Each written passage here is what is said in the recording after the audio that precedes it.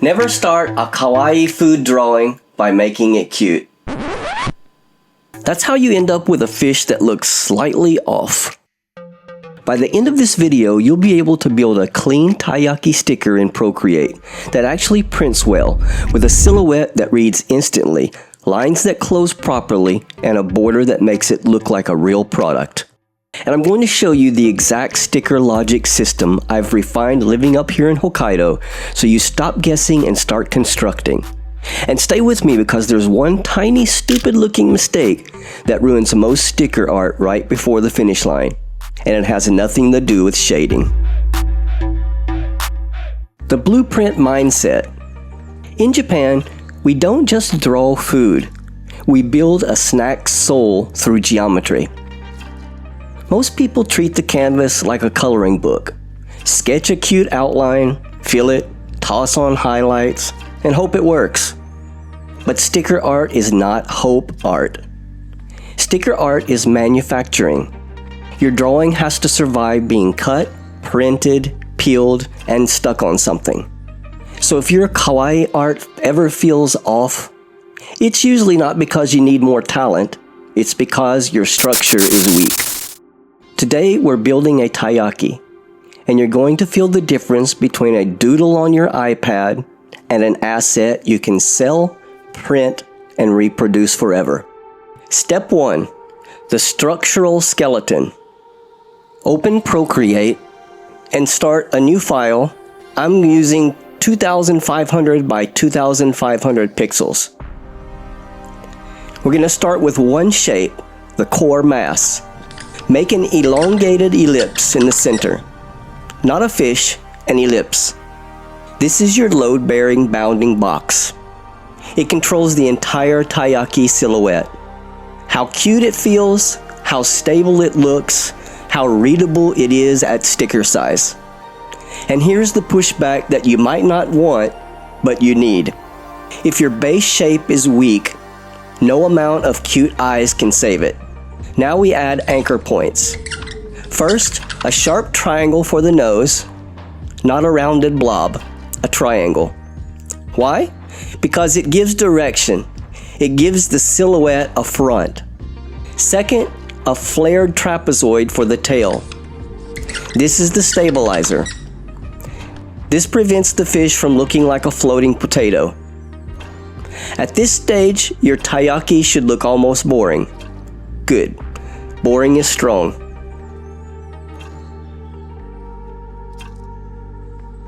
Now, lower the opacity of this skeleton to around 20%. Because this is the iron mold. This is the metal taiyaki press in a Sapporo shop that has been cooking the same shape every day for 40 years.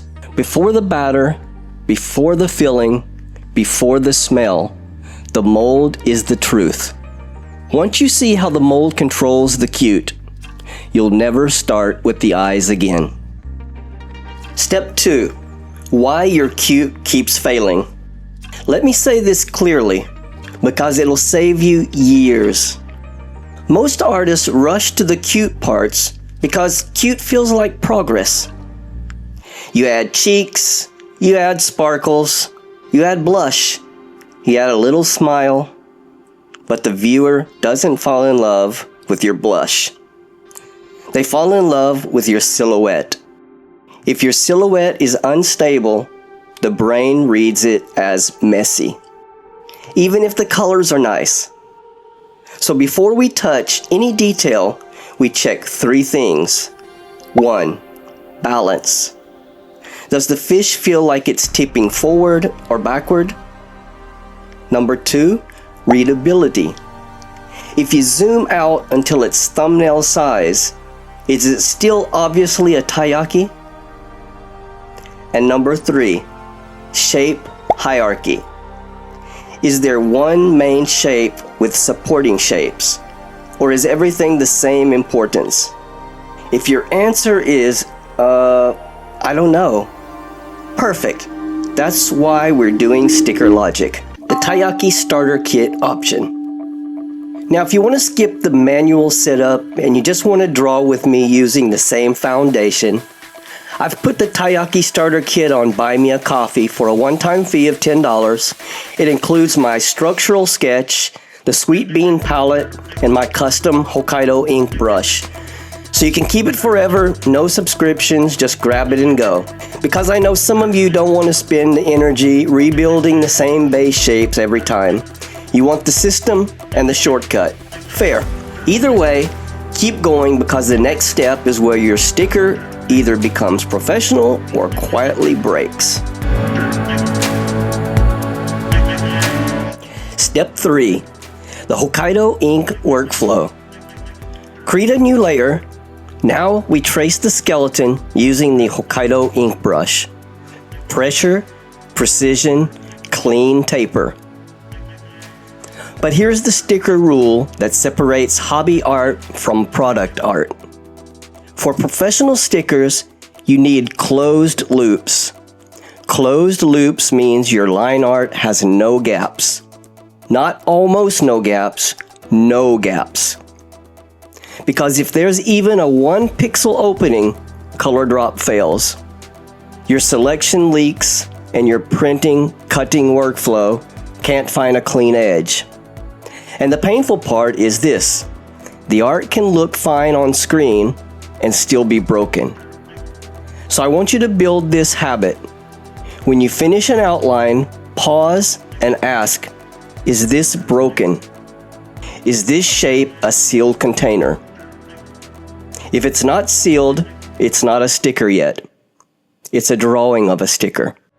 Now we ink the core silhouette, first body, nose, tail.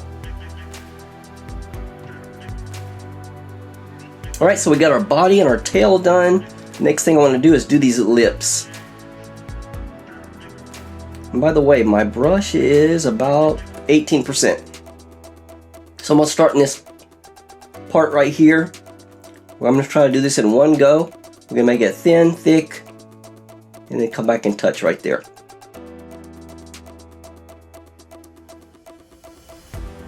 It's about like that. I think those are pretty lips. Okay, so we're going to go ahead and do I'm going to do the eye next, I guess. So I'm just going to make this circle. I'm going to overlap it, hold my pencil down, touch it with your other finger to make a perfect circle, and then you can slide it in and out for the size. So I'm going to do it like that, and I'm going to drag and drop that brown color. And go up and around, hold my pen down, and get a nice curve. Same thing down here. Just like that. Okay, and we pretty much got our outside shape done. And then we add the internal line work. But we keep it under control. Fewer lines, clearer spacing, no random scratchy texture. Because the whole point is to make something that prints cleanly. In a minute, we're going to do the fastest professional check in Procreate, and it will expose every hidden gap instantly. Just like that. And I'm going to fix this.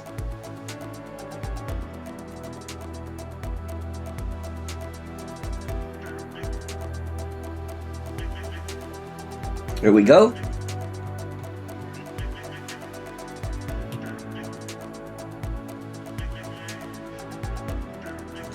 Make these scales here.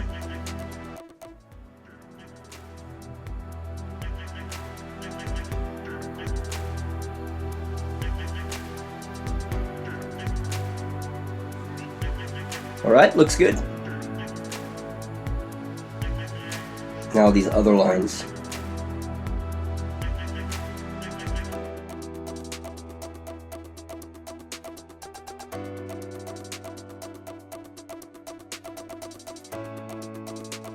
Okay.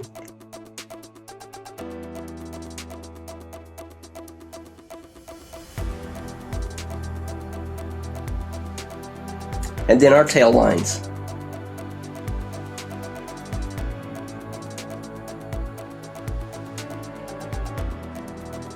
It's about like that's good.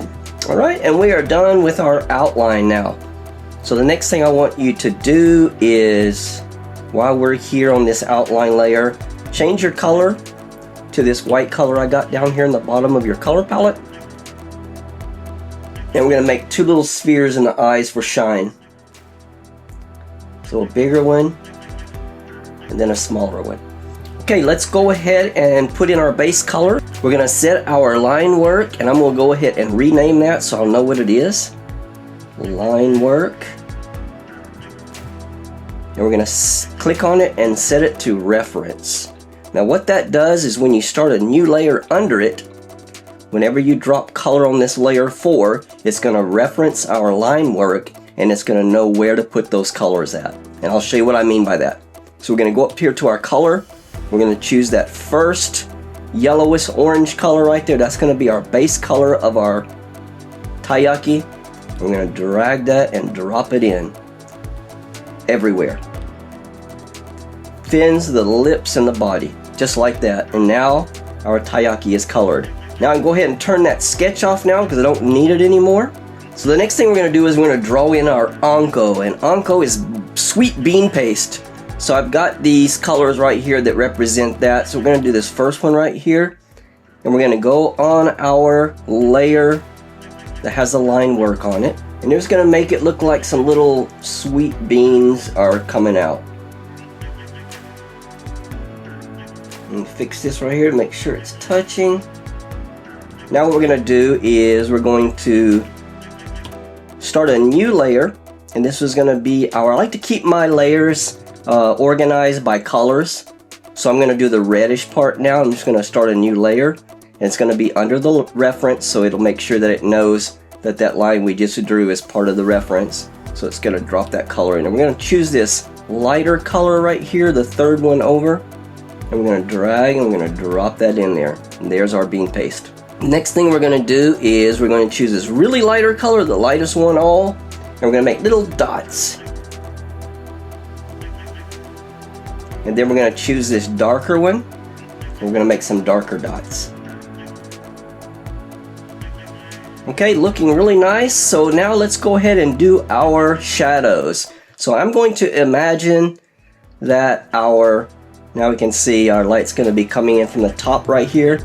So the things that are going to be on the bottom right are going to be in shadow. So that's where our shadows are going to go. So right here on the tail, right down here on the body, right down here on the fin, and probably next to the body on the fin upper part here.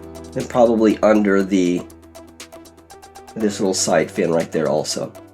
Alright, so that's just to show you where our sun is going to be coming in. So how we're going to do that is we're going to start a new layer on top of our base color, which is the orange. So new layer, and we're going to click on that layer and set it to clipping mask. So what that's going to do, I'm going to choose this red color just to demonstrate something for you. If I color on the orange part, because that's what it's clipped to, the orange part, it'll show up. If I go off of the orange part, you can see there's no drawing because it is clipped to the orange part only. Alright, and the first shadow we're going to do is going to be down here on the bottom of the tail. We're going to do another one starting where that one ended, and it's going to go up here to where the lips are. That's good enough. So there's our shadow on the bottom of our fish. We're going to put another shadow right here on the bottom fin where it meets the body, and this one's going to be really thin. Okay, we're going to do some on the lips here. Perfect. And then we're going to do another one up here on this fin, but close to the body like we did. That one's close to the body, and this one's going to be close to the body too. Now we're going to do all these on the right side of these lines.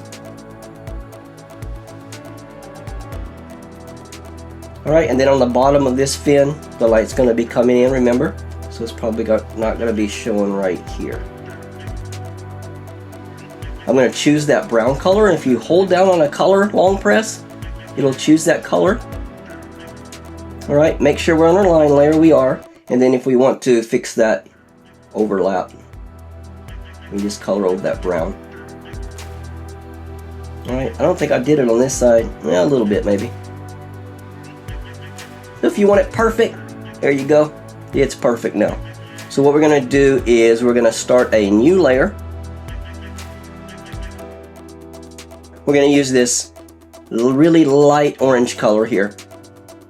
Alright, and where our light is coming in, so the highlights are going to be on top of where, opposite of our shadows. So I'm going to put one right here. I'm going to put one on the tail here. I'm going to put one on the top of the lips. And maybe on top of this fin. We do very little highlights, much more shadows. Our Taiyaki now, if we turn off the background, you can see it looks like a beautiful sticker there. The pro check most people never do. Remember the professional check I teased? Remember the professional check I teased? Here it is. Try color drop on your flats. If your color floods outside the shape, you have a gap somewhere. If the color refuses to fill, you have a break in the loop somewhere. And this is why sticker logic works. It forces you to build art like a system, not like a mood. So we fix the gaps, we seal the containers, we make the shapes printable, and once your lines are truly closed, your entire workflow speeds up. Because now filling is fast, selections are clean, borders behave, and exporting becomes predictable. That's the difference between I hope this works and I know this works. Now we turn it into a product to make it feel like a real sticker. We add a white offset border. This border does two jobs. It gives that sticker pop against any background, and it creates a clear-cut line for print and cut workflows. So you print it, peel it, and when it goes into your journal, and it looks like it belongs there, like a real piece of Japan, like something you could sell at a market. That's the moment you cross the line. You move from doodler to asset creator. This is sticker logic, and if your art has felt off, this is why this fixes it. You removed guessing from the process. If you want to master the system every week, join the Kawaii Krew on Patreon for $11 a month. You'll get the assets for all 4 of this month's videos, which is a huge savings over buying them individually. And remember, at the end of the month, those 4 assets move into our $25 Academy archive. That's where premium members get instant access to my full 3-year library of project files and my life in Japan. Grab the kit, embrace the skeleton, and I'll see you in the next lesson.